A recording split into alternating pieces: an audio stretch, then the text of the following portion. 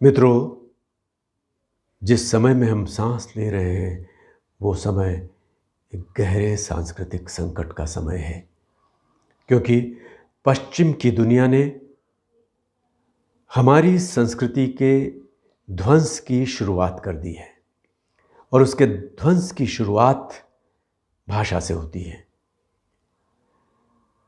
इस भाषा को समाप्त करने का एक तरीका है जिसे वो कहते हैं ग्रेजुअल डिसलोकेशन ऑफ वोकैबुलरी, अर्थात जिस भाषा का विलोपन करना है, विस्थापन करना है, उस भाषा में अंग्रेजी की शब्दावली को बढ़ाइए और उसका प्रतिशत 70 तक कर दीजिए। और आज हिंदी इंग्लिश हो चुकी है, तमिल तमिलिश हो चुकी है और बांग्ला बंग्लिश हो चुकी है।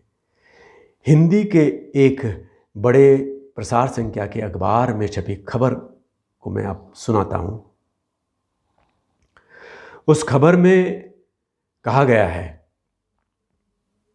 यूनिवर्सिटी कैंपस में मार्कशीट्स के डिले को लेकर स्टूडेंट्स ने प्रोटेस्ट किया और वाइस चांसलर ने एश्योर किया है कि विद इन वीक इस समस्या का समाधान खोज लिया जाएगा। आप सोच लीजिए कि इसमें सिर्फ कारक हैं और क्रिया, संज्ञा, विशेषण सब अंग्रेजी के हैं।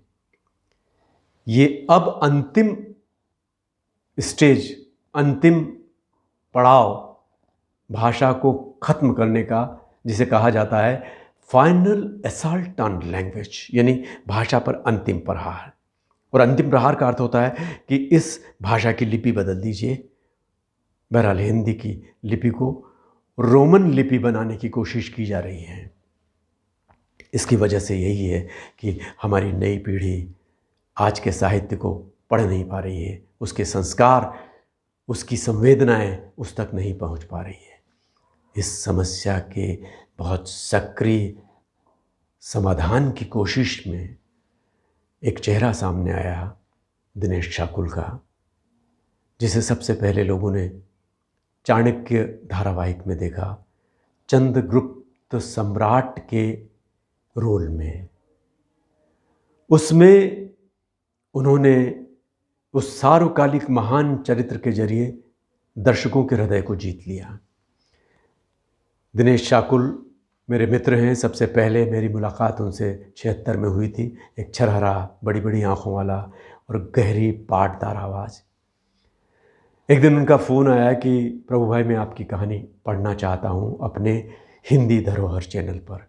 आपकी एक कहानी पितृण वर्षों से मेरी संवेदना की सतह के भीतर कहीं धसी हुई है, आप मेरा चैनल देखिए। मैंने वहाँ उमा शर्मा की कहानी सुनी, हमारी वरिष्ठ लेखिका चित्रा मुद्गल की कहानी सुनी और मैं चमत्कृत हुआ कि दिनेश ने अपने पाठ के अंदाज से कहानी का अर्थ स्फीत कर दिया है। कभी कभी तो कुछ शब्दों के साथ दिनेश ने कुछ इस तरह का सलूक किया, या कहूँ कि उन शब्दों को वो अर्थ प्रकट करने के लिए राजी कर लिया जो अर्थ उन्होंने अभी तक अपने भीतर छुपा रखा था। बहरहाल मेरी यह कहानी का शीर्षक है पितृण। ये टाइम्स ऑफ इंडिया की बहुचर्चित पत्रिका सारिका में छपी थी सन 74 में, और इसे स्वीकृत करते हुए प्रख्यात लेखक कमलेश्वर ने मुझे चिट्ठी लिखी थी और कहा, प्रभु तुम्हारी कहानी पढ़ने के बाद आज मैं दिन भर कोई काम करने लायक नहीं रह गया हूँ। उसने बहुत विचलित कर दिया है। तुम सिर्फ कहानी और कहानी लिखो। हिंदी को कहानी की ज़रूरत है और कहानी को भी कहानीकार की ज़रूरत है। तो दोस्तों, आप आज मेरी कहानी को सुनिए मेरे अभिनेता मित्र दिनेश शाकुल की आवाज़ में, उनके YouTube चैनल पर हिंदी धरोहर।